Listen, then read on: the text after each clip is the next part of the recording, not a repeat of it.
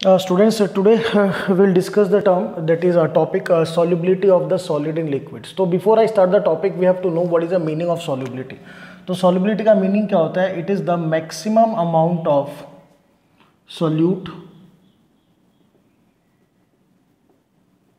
dissolved in specific amount of solvent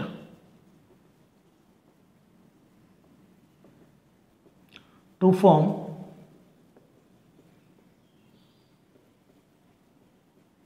saturated solution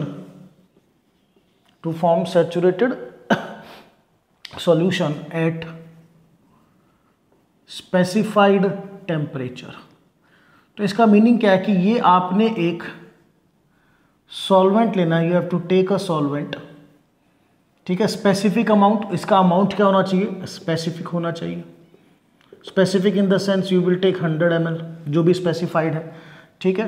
इसमें आप maximum amount solute जितना dissolve कर पाओगे, ठीक है, मैक्सिमम अमाउंट ऑफ सॉल्यूट आपको डिसॉल्व करना है सो दैट ये क्या बने? आपका सैचुरेटेड सॉल्यूशन. सैचुरेटेड सॉल्यूशन क्या होता है? जिसमें मैक्सिमम अमाउंट ऑफ सॉल्यूट हम डिसॉल्व कर चुके होते हैं, मींस और ज़्यादा सॉल्यूट उसमें डिसॉल्व नहीं होता. और ये सारा प्रोसेस होना चाहिए eight a specified temperature.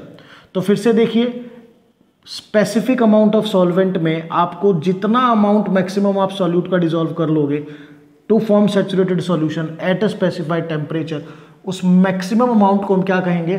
Solubility. Clear to all of you? अब ये जो सॉल्युबिलिटी होती है बेटा, ये दो पार्ट्स में स्टडी करते हैं. Number 1, solubility of solids in liquids. Second study करते हैं solubility of gases in liquids. तो दो टाइप में स्टडी होता है, जिसमें से आज का हमारा टॉपिक है solubility of solids in liquids. So just see out the particular definition of this solubility.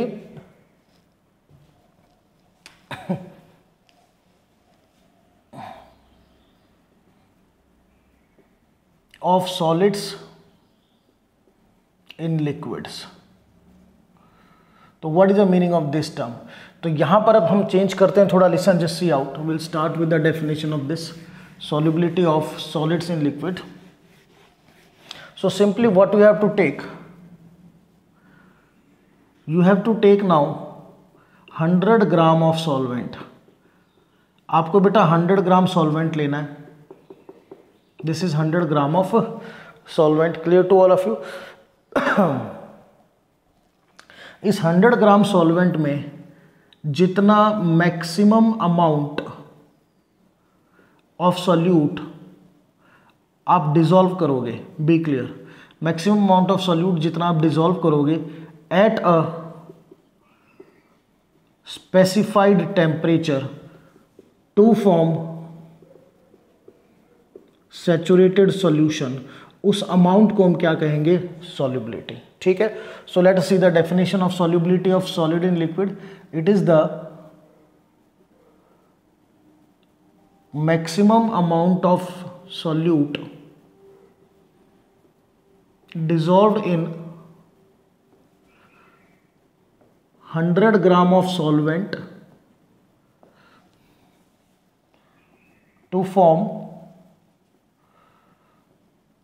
saturated solution at a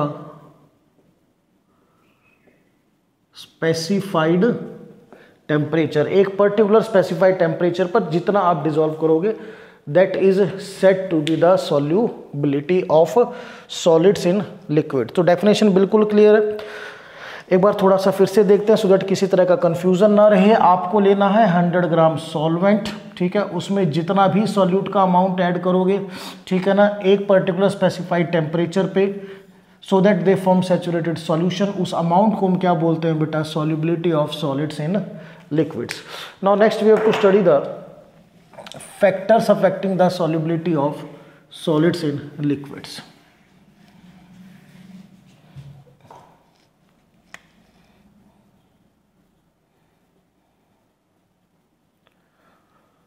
factors affecting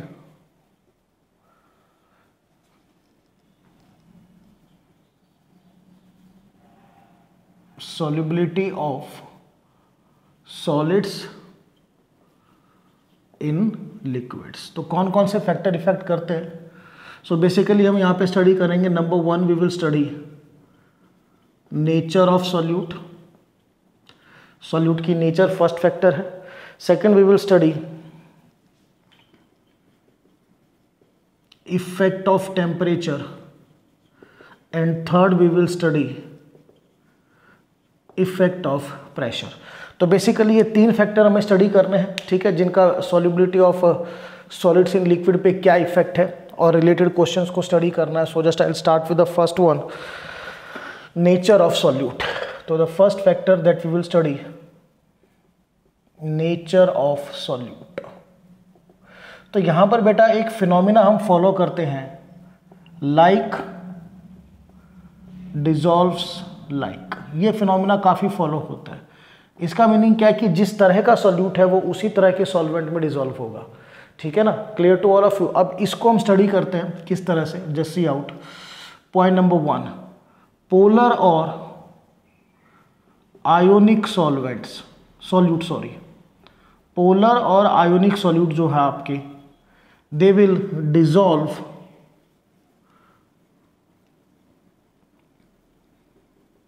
in polar solvents.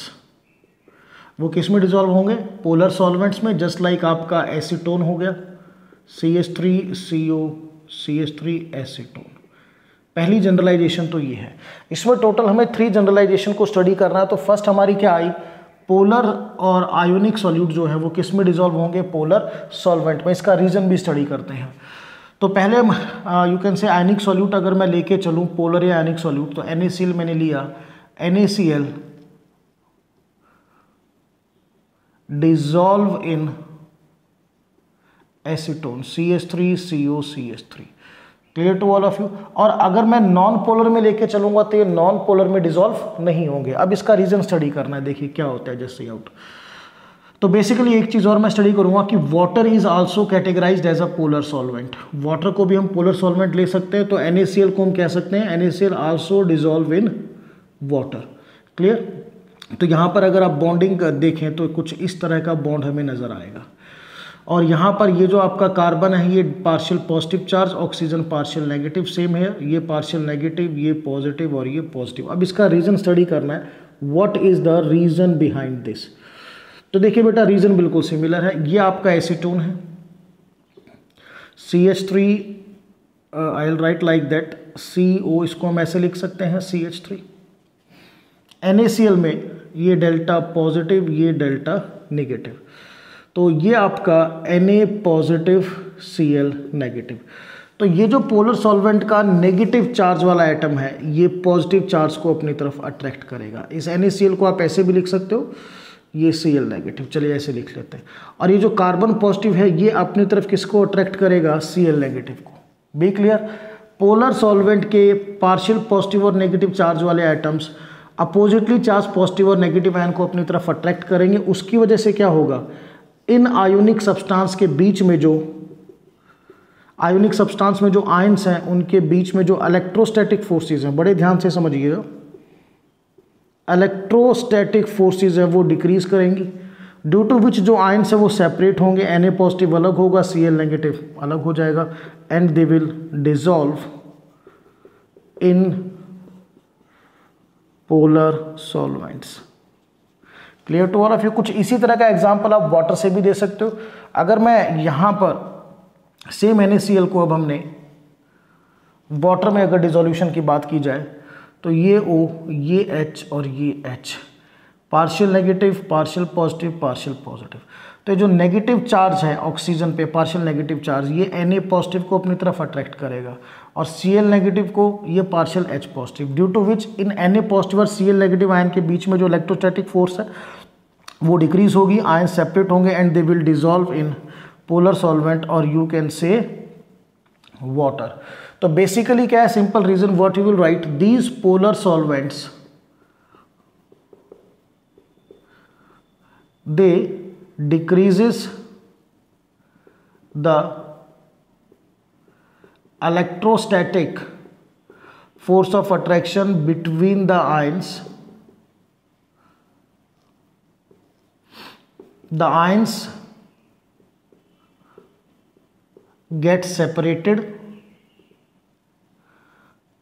and dissolve. Clear? तो बेसिकली ये आपका फिनोमिना है जिसमें आपको थोड़ा वर्कआउट करना है। रीज़न आपको क्लियर? अगर कोई भी पूछे कि ऐसा क्यों होता है कि भी पोलर सॉल्वेंट में पोलर ही क्यों डिसॉल्व होता है या पोलर सॉल्वेंट में आयनिक ही क्यों डिसॉल्व होता है, तो आपको सिंपली ये बताना है व्हाट हैपन्स कि ये जो पोलर सॉल्वेंट है ये आपके आयनिक सब्सटेंस है। पोलर सॉल्वेंट में जो आयंस हैं, पर्टिकुलरली चार्ज्ड आयंस हैं, उनके अपोजिट एंड को अपनी तरफ खींचते हैं, ड्यू टू विच वो आयंस में कन्वर्ट होते हैं and they get dissolve. Clear to all of you? तो रीज़न भी क्लियर हो गया पोलर सॉल्वेंट्स में। तो मेन चीज़ आपको ध्यान क्या रखना है आप कि आयोनिक या पोलर सॉल्यूट किस में डिसॉल्व होंगे? पोलर सॉल्वेंट्स में। तो इसमें एक चीज़ और ध्यान रखनी है आपको, बिल्कुल clear, solubility in polar solvents. Polar solvent में अगर सॉल्युबिलिटी की बात की जाए, ठीक है ना, तो ये डायरेक्टली प्रोपोर्शनल टू पोलैरिटी। जो जितना ज़्यादा पोलर होगा वो उतना ज़्यादा सॉल्युबल होगा पोलर सॉल्वेंट में। और पोलैरिटी निकालते हैं डाइपोल मोमेंट ले लीजिए या आप इलेक्ट्रो निगेटिविटी ले लीजिए। तो ये चीज़ भी आपको यहाँ पे ध्यान रखनी है। We are having the question कि arrange in the increasing order of solubility in polar solvent या नॉन पोलर, जैसे भी है। तो ये हमारा फर्स्ट पार्ट था कि पोलर और आयनिक सॉल्यूट जो हैं वो डिसॉल्व होते हैं पोलर सॉल्वेंट में। सेकेंड अगर हम स्टडी करें नॉन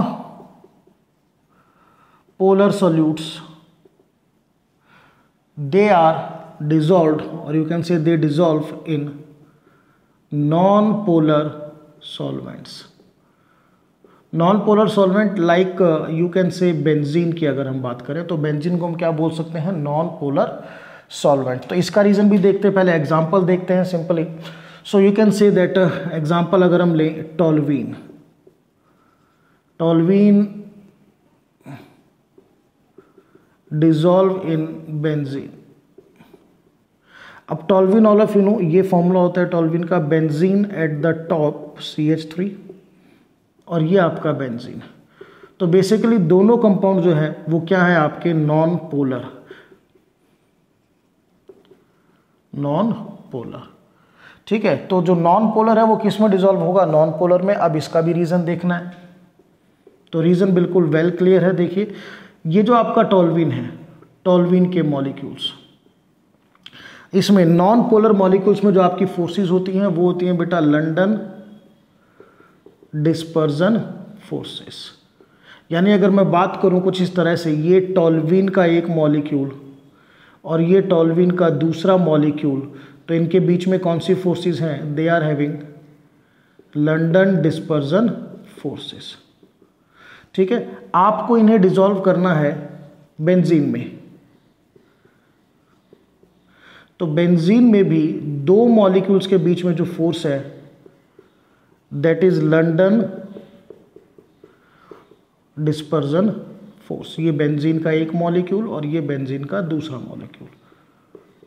तो जब आप टॉल्वीन को बेंजीन में ऐड करोगे तो दो बेंजीन मॉलिक्यूल के बीच में एक टॉल्वीन मॉलिक्यूल आ गया, ये आ गया टॉल्वीन। तो जब ये टॉल्वीन मॉलिक्यूल आया तो बेंजीन और टॉल्वीन के बीच में भी कौन सी फोर्स है? London dispersion. इस टॉल्वीन और इस बेंजीन के बीच में भी कौन सी फोर्स है? लंडन डिस्पर्जन, क्योंकि पोलर नॉन पोलर मॉलिक्यूल्स हैं। तो यहाँ पर क्या है, जिस टाइप की फोर्सेस टॉल्वीन को अपने मॉलिक्यूल्स के बीच में मिल रही थी उसी टाइप की फोर्सेस उसको तब मिल रही हैं जब वो सॉल्वेंट में डिसॉल्व हो गया। तो फोर्सेस सेम होने की वजह से जो टॉल्वीन है वो इजीली क्या हो जाएगा? डिसॉल्व, क्योंकि ना तो फोर्सेस इंक्रीज हुई या ना ही डिक्रीज।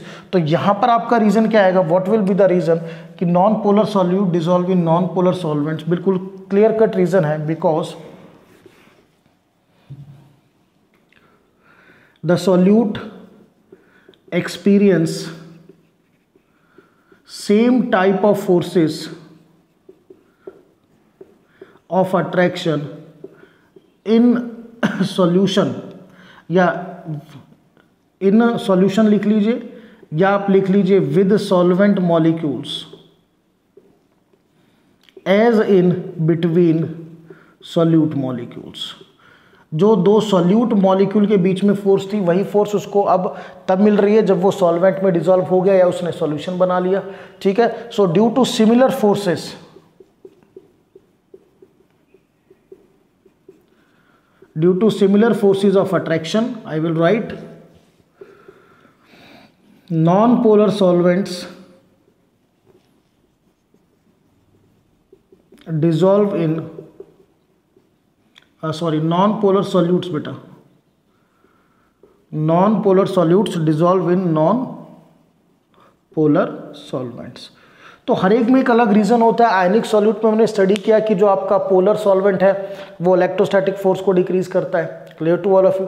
यहाँ पे हमने स्टडी किया कि सिमिलर टाइप ऑफ फोर्सेस होने की वजह से जो सॉल्यूट है वो किस में डिसॉल्व हो जाता है, सॉल्वेंट पे। तो एवरी टाइप ऑफ कैटेगरी का जो रीजनिंग है वो बिल्कुल डिफरेंट है। सो यहाँ पर अब स्टडी करते हैं फैक्टर्स। अब यहाँ पर देखिए बेटा, नॉन पोलर सॉल्यूट किस में डिसॉल्व हो रहा है, नॉन पोलर सॉल्वेंट में। तो सॉल्युबिलिटी ऑफ या solubility in non polar solvent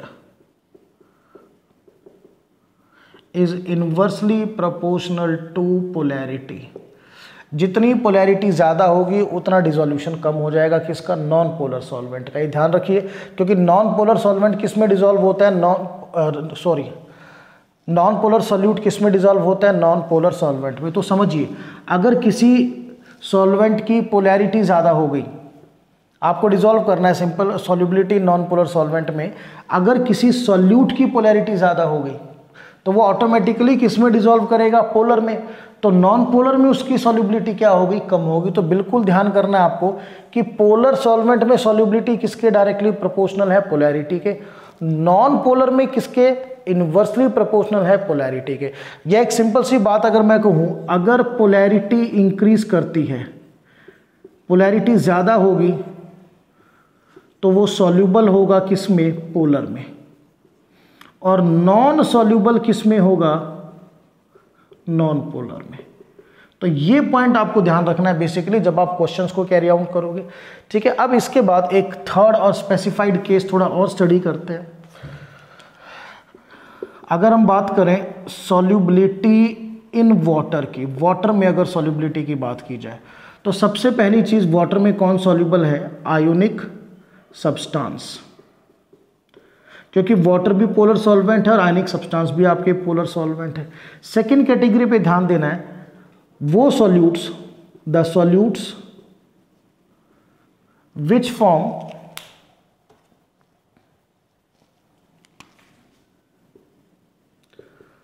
hydrogen bond with water, जो वाटर के साथ हाइड्रोजन बॉन्ड बनाएंगे, are also soluble in water. तो वाटर को हम दो केसेस में ले सकते हैं। एक तो आप जब पोलर सॉल्वेंट स्टडी किया तब हमने बताया था। एक सेकंड केस यहाँ पे आपको अलग से लेना है कि वो सॉल्यूट जो वाटर के साथ हाइड्रोजन बॉन्ड बनाएगा वो भी वाटर में क्या हो सकता है, सॉल्यूबल हो सकता है। जैसे अगर हम बात करें, simple I will give you one example, this is CH3CH2OH, ये इथेनॉल है बेटा, और ये वाटर है OH और H, ये पार्शियल पॉजिटिव, ये पार्शियल नेगेटिव। तो इथेनॉल का जो H है वो वाटर के ऑक्सीजन से क्या बनाएगा, हाइड्रोजन बॉन्ड बनाएगा। Due to the formation of hydrogen bond, ethanol क्या है, ये वाटर में सॉल्युबल है। बट इसमें एक चीज़ आपको ध्यान करनी है कि यहाँ पे अगर मैं फैक्टर के बारे में स्टडी करूँ तो हाइड्रोजन बॉन्ड फॉर्मेशन बहुत इंपॉर्टेंट पॉइंट है। It is inversely proportional to the size of carbon chain. एक इंपॉर्टेंट पॉइंट स्टडी करेंगे। द पॉइंट इज कि solute which form hydrogen bond with water, this one, hydrogen bond formation किसके inversely proportional है, size of carbon chain. यानी कि अगर carbon chain का size increase होता है जिस तरह से CH3CH2OH, इसमें दो कार्बन की चेन है, CH3CH2CH2OH, इसमें 3 कार्बन की चेन होगी। तो जब कार्बन चेन बड़ी होगी तो क्या होगा, there is a hindrance in the formation of hydrogen bond. Hydrogen bond के बनने में क्या होगा, हिंड्रेंस क्रिएट होगा, ठीक है ना। ये बल्कि कार्बन चेन हाइड्रोजन बॉन्ड बनाने में हिंड्रेंस क्रिएट करती है। उस हिंड्रेंस को हम क्या बोलते हैं, स्टेरिक हिंड्रेंस। उसकी वजह से क्या होगा, जो अब सब्सटेंस है वो आपका कंप्लीटली सॉल्युबल ना होकर वो क्या होगा, it is partly soluble in water. तो अब क्वेश्चन आता है कि वाटर में कंप्लीटली सॉल्युबल कौन होगा, जो हाइड्रोजन बॉन्ड बनाएगा। पार्टली सॉल्युबल कौन होगा, जिसमें कार्बन चेन बड़ी होगी, बल्कि कार्बन चेन होगी, ड्यू टू विच वो क्या क्रिएट करेगा, स्टेरिक हिंड्रेंस। तो इन पॉइंट्स को थोड़ा ध्यान में रखना है। तो before I going to the इस फैक्टर के क्वेश्चंस को अभी स्टडी करेंगे, तो ध्यान क्या रखना है, पोलर पोलर में डिसॉल्व होगा, नॉन पोलर में डिसॉल्व होगा, और वाटर में ध्यान रखना है कि आयनिक सब्सटेंस के अलावा जो हाइड्रोजन बॉन्ड बनाते हैं वो भी डिसॉल्व होंगे वाटर के अंदर, सॉल्यूट जो हाइड्रोजन बॉन्ड बनाएंगे। और ये solubility in polar solvent directly proportional to polarity, solubility in non-polar solvent is inversely proportional to polarity। तो चले फर्स्ट फैक्टर पे कुछ क्वेश्चन स्टडी करते हैं, we'll do 1 or 2 questions।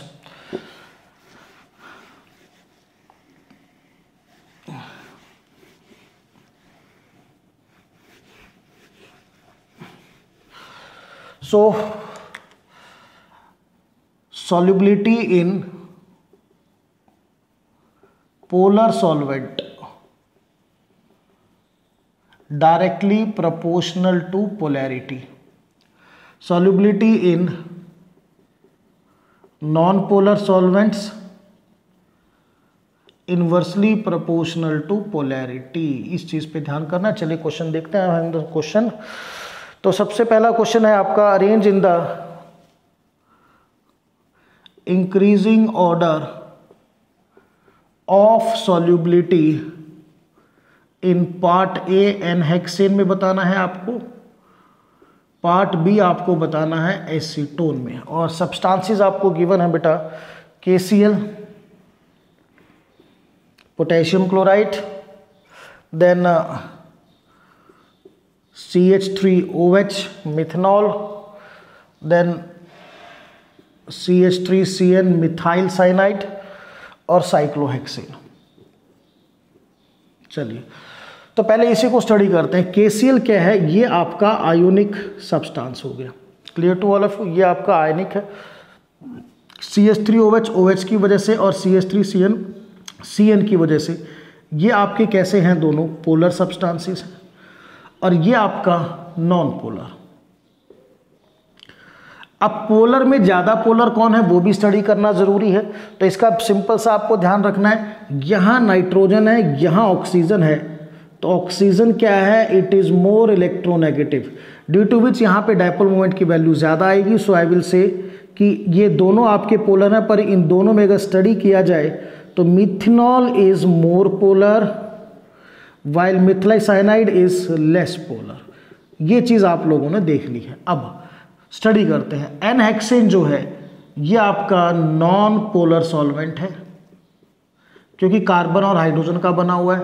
और एसीटोन का भी हमने स्ट्रक्चर ड्रॉ किया था, CH3COCH3, ये आपका पोलर सॉल्वेंट है, ठीक है। तो फर्स्ट हम स्टडी करेंगे that is solubility in an hexane. First part कि एन हेक्सेन में सॉल्युबिलिटी ऑर्डर क्या होगा। चलिए तो सिंपल भाई, एन हेक्सेन क्या है, आपका नॉन पोलर सॉल्वेंट है। नॉन पोलर में सबसे कम डिसॉल्व कौन होगा, इनवर्सली प्रोपोर्शनल टू पोलैरिटी, जो की पोलैरिटी सबसे ज़्यादा होगी वो सबसे कम डिसॉल्व होगा। तो सबसे ज़्यादा पोलैरिटी किसकी है, आयोनिक की। तो सबसे कम डिसॉल्व कौन हुआ, KCl। KCl के बाद ये दोनों पोलर हैं, इनमें जो सबसे ज़्यादा पोलर है वो किसका नंबर आया आपका, CH3OH, फिर आया आपका CH3CN, और सबसे ज़्यादा डिसॉल्व कौन होगा, नॉन पोलर। तो इसको हम लास्ट में रखेंगे साइक्लोहेक्सेन। तो ध्यान कीजिए ऑर्डर कैसे फॉलो करना है। नॉन पोलर सॉल्वेंट में जो सॉल्युबिलिटी है that is inversely proportional to polarity, clear. चलिए अब बात करते हैं सॉल्युबिलिटी इन एसीटोन। तो एसीटोन आपका पोलर सॉल्वेंट है, पोलर सॉल्वेंट में solubility directly proportional to polarity, तो सबसे कम पोलैरिटी साइक्लोहेक्सेन, सबसे कम डिसॉल्व होगा, इसके बाद CH3CN, इसके बाद बेटा CH3OH और लास्ट में आपका KCl। Clear? So this is very important question. ध्यान क्या रखना है, अगेन वही लाइक डिसॉल्व लाइक का कंसेप्ट है हमारा। Concept is like dissolve like, polar dissolve in polar, non polar dissolve in non polar. Clear? चलिए, so question number 1 is completed. Now we will do question number 2 here. Now the question number 2 is identify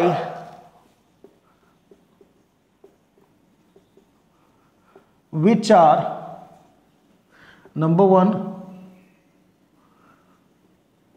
completely soluble in water, secondly partly soluble in water,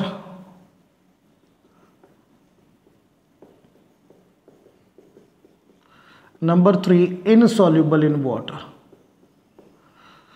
तो बेटा आपको मैंने अभी solubility of water के regarding बताया था कि जो हाइड्रोजन बॉन्ड बनाएगा वो भी डिसॉल्व होगा, जो आयनिक कंपाउंड होगा वो भी डिसॉल्व होगा, जो हाइड्रोजन बॉन्ड नहीं बनाएगा वो डिसॉल्व नहीं होगा। सेकेंडली, अगर आपके कंपाउंड में बल्कि कार्बन चेन है तो स्टेरिक हिंड्रेंस क्रिएट होगा, due to which what happens, वो पार्टली सॉल्युबल। तो 1 by 1 स्टडी करते हैं।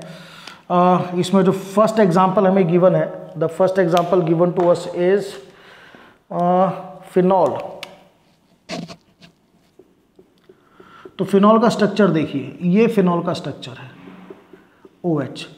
तो इस OH की वजह से क्या होगा, हाइड्रोजन बॉन्ड तो बनेगा, बट ये क्या है, this is a bulky carbon ring. तो ये क्या क्रिएट करेगी, it creates steric hindrance.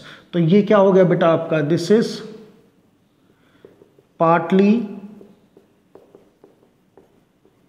Soluble in water, ये वाटर में पार्टली सॉल्युबल। सेकेंड बात करें टॉल्यूइन, तो ये बेटा टॉल्यूइन का स्ट्रक्चर है। अब देखिए, क्या टॉल्यूइन हाइड्रोजन बॉन्ड बनाएगा वाटर के साथ, नहीं बनाएगा, और ना ही आयनिक कंपाउंड है। So what will I write, it is insoluble in water, ये वाटर में बेटा इनसॉल्युबल है। ठीक है, now the third part,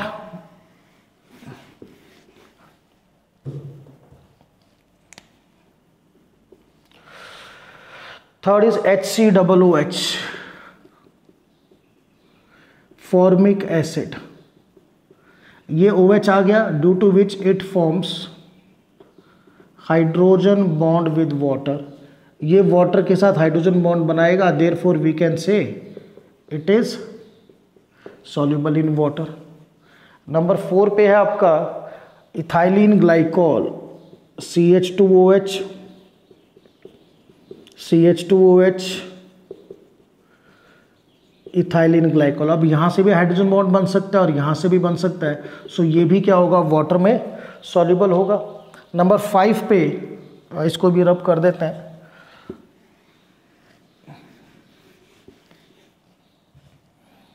number 5 पे chloroform, CHCl3,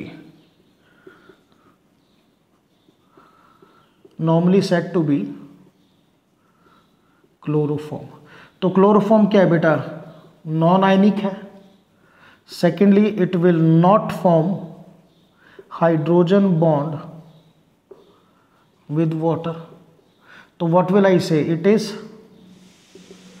not soluble in water, number 5। ठीक है, अब the last one we will discuss pentanol। so pentanol is CH3 CH2 CH2 CH2 1 2 3 4 5 OH। तो अब इस OH की वजह से क्या होगा, हाइड्रोजन बॉन्ड तो बनेगा, it form the hydrogen bond, but ये क्या है, this is a bulky carbon chain. तो बेटा बल्की कार्बन चेन क्या करेगी, it creates steric hindrance in formation of hydrogen bond with water, water से हाइड्रोजन बॉन्ड में ये स्टेरिक हिंड्रेंस करेगी, therefore we can say it is partly soluble in water. Pentanol is partly soluble in water. So we have done the questions.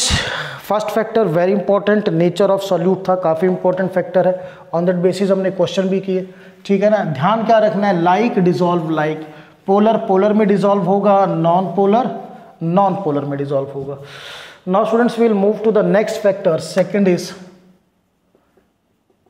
Effect of temperature. तो temperature का जो effect है ये बेटा हम 3 पार्ट्स में स्टडी करते हैं।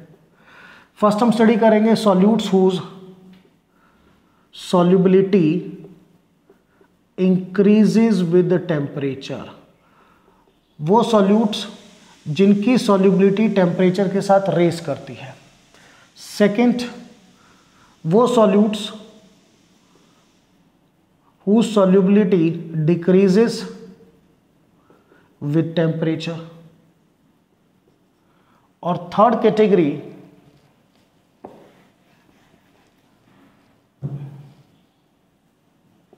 solutes whose solubility first increases and then decreases with the temperature. So 3 types का बिहेवियर हमें मिलता है।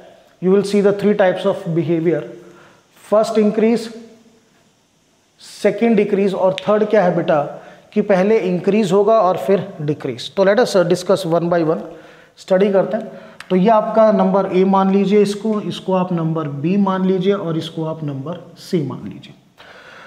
तो नंबर ए को स्टडी करते हैं, सॉल्युबिलिटी इंक्रीजेस विद टेम्परेचर। ये हमें मिलता है when the dissolution is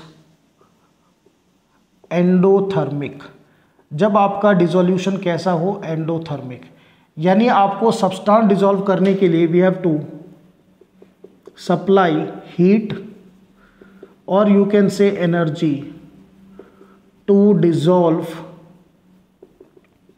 a substance. किसी भी सब्सटेंस को डिसॉल्व करने के लिए अगर आपको एनर्जीज लगानी पड़ रही है, हीट सप्लाई करनी पड़ रही है, यानी कि जो फोर्सेस ऑफ अट्रैक्शन है, आप ये भी कह सकते हो कि forces of attraction in solute are strong, उनमें स्ट्रॉन्ग अट्रैक्शंस हैं, तब जो डिसोल्यूशन होगा वो क्या होगा, एंडोथर्मिक। अब इसमें रीज़न स्टडी करते हैं कि ऐसा क्यों होता है, एग्जांपल हम इसके बाद देखेंगे। तो ये आपका सॉल्यूट, ये आपका सॉल्वेंट, और डिसोल्यूशन के लिए आपने हीट प्रोवाइड करी। जब सैचुरेटेड सॉल्यूशन बनता है बेटा तो हमें इक्विलिब्रियम मिलता है, तो ये बन गया आप लोगों का सॉल्यूशन। और जो फॉरवर्ड प्रोसेस है, ध्यान कीजिए, left to right process forward है और राइट टू लेफ्ट प्रोसेस क्या है, बैकवर्ड है। तो left to right forward process में क्या होगा, आप हीट सप्लाई कर रहे हो तो वहां पर डेल्टा एच आपका पॉजिटिव आएगा, यानी प्रोसेस क्या है आपका एंडोथर्मिक। जबकि जो बैकवर्ड प्रोसेस है, यहीं पर लिख देते हैं, फॉरवर्ड क्या हो गया आपका एंडोथर्मिक, बैकवर्ड क्या हो जाएगा एक्सोथर्मिक। तो अब इक्विलिब्रियम में एक फिनोमिना था, ली चैटलियर प्रिंसिपल, अभी उसको अप्लाई करेंगे। जब आप टेम्परेचर इंक्रीज करोगे तो हीट इंक्रीज होगी, सिंपल सा लॉजिक है। तो इक्विलिब्रियम कहाँ शिफ्ट होगा, equilibrium shift where heat is absorbed. अब देखिए हीट किस डायरेक्शन में एब्जॉर्ब हो रही है, फॉरवर्ड में। तो इक्विलिब्रियम कहाँ शिफ्ट होगा, where heat is absorbed, that is in forward direction. तो आपका इक्विलिब्रियम कहाँ शिफ्ट हुआ बेटा, फॉरवर्ड डायरेक्शन में, और फॉरवर्ड डायरेक्शन में ही आपका सॉल्यूट क्या हो रहा है, डिसॉल्व हो रहा है। देयरफॉर वी कैन से जो सॉल्युबिलिटी है वो क्या करेगी, इंक्रीज करेगी। ठीक है, तो फिर से देखिए, जब आप टेम्परेचर इंक्रीज करोगे सिस्टम की हीट इंक्रीज होगी, तो इक्विलिब्रियम वहां शिफ्ट होगा जहां हीट एब्जॉर्ब होगी। तो हीट एब्जॉर्ब किस डायरेक्शन में हो रही है, फॉरवर्ड में, तो इक्विलिब्रियम भी कहां जाएगा, फॉरवर्ड में, और आपका सॉल्यूट भी किस डायरेक्शन में डिसॉल्व हो रहा है, फॉरवर्ड में, यानी सॉल्युबिलिटी आपकी इंक्रीज होगी।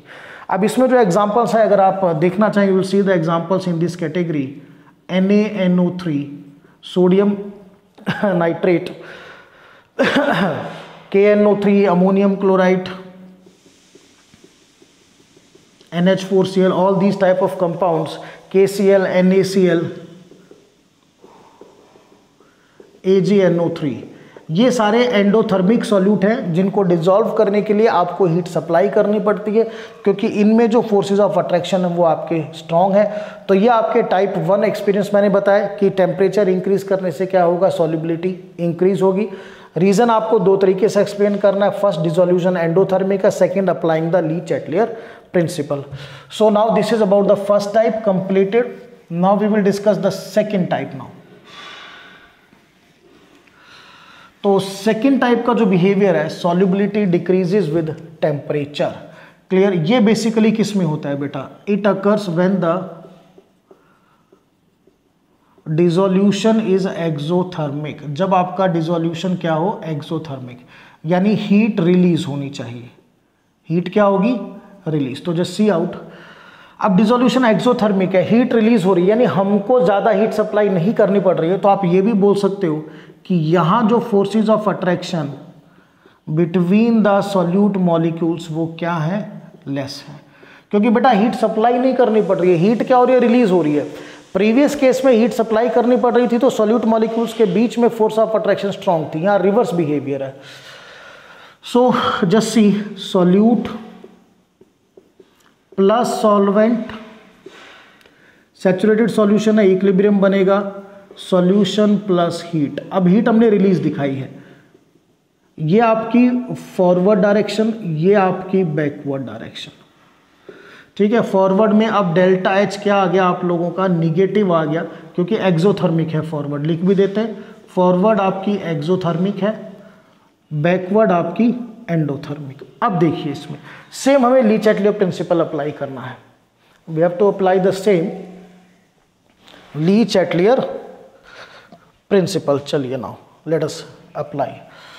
सो as the temperature increases, heat increases, heat increase होगी तो इक्विलिब्रियम शिफ्ट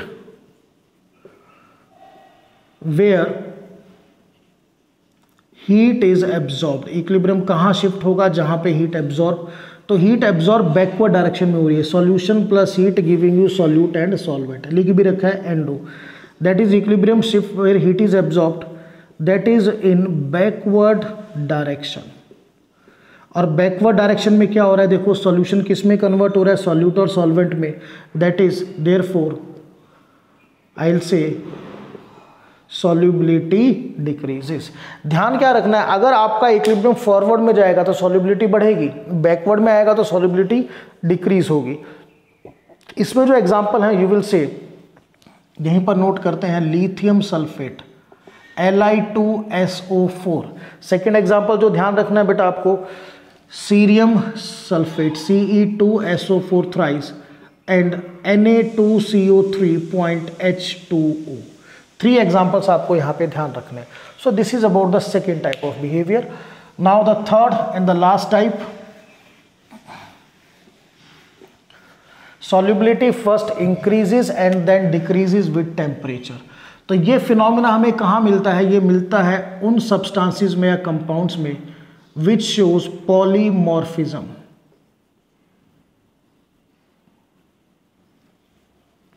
पॉलीमॉर्फिज्म जो एक से दूसरी फॉर्म में कन्वर्ट होते हैं, which convert from one form to other form. तो जब वो एक फॉर्म, सपोज एक सब्सटेंस है वो ए फॉर्म और बी फॉर्म, दो पॉलीमर की फॉर्म में एग्जिस्ट करता है, तो जब वो ए से बी में चेंज होगा तो नेचुरल है कि ए का सॉल्युबिलिटी का इफेक्ट अलग होगा और बी का सॉल्युबिलिटी का इफेक्ट या बिहेवियर क्या होगा, डिफरेंट होगा। ठीक है ना, देयरफॉर हमें क्या मिलता है, solubility first increase then decrease. और you can say, we can also say there is regular variation. कोई रेगुलर वेरिएशन नहीं है, हम कह सके कि इंक्रीज या डिक्रीज, ऐसा नहीं है, फर्स्ट इंक्रीज देन डिक्रीज। ऐसा रीजन मैं बता दूं, क्योंकि क्या होगा जब आप टेम्परेचर, पहले रीजन देख लीजिए, जब आप टेम्परेचर इंक्रीज करोगे, clear to all of you, then what happens, solubility increase होगी। क्लियर हुआ? सॉल्युबिलिटी इंक्रीजेस क्योंकि जो आपकी पॉलीमॉर्फिक फॉर्म मैक्सिमम स्टेबल है, उनका जो डिसोल्यूशन होता है, ध्यान करना है, उनका डिसोल्यूशन एंडोथर्मिक है, तो वही है टेम्परेचर इंक्रीज करने से क्या होगा, उनकी सॉल्युबिलिटी बढ़ेगी। फिर क्या होगा, एक टेम्परेचर आएगा that is set to be the transition temperature. उस टाइम पर क्या होगा, आपका कंपाउंड एक पॉलीमॉर्फिक फॉर्म से किस में कन्वर्ट होगा, दूसरी में। तो स्टार्टिंग में मेरे पास पॉलीमॉर्फिक फॉर्म ए थी जिसका सॉल्युबिलिटी का बिहेवियर आ गया, फिर वो दूसरी पॉलीमॉर्फिक फॉर्म में कन्वर्ट हो गया।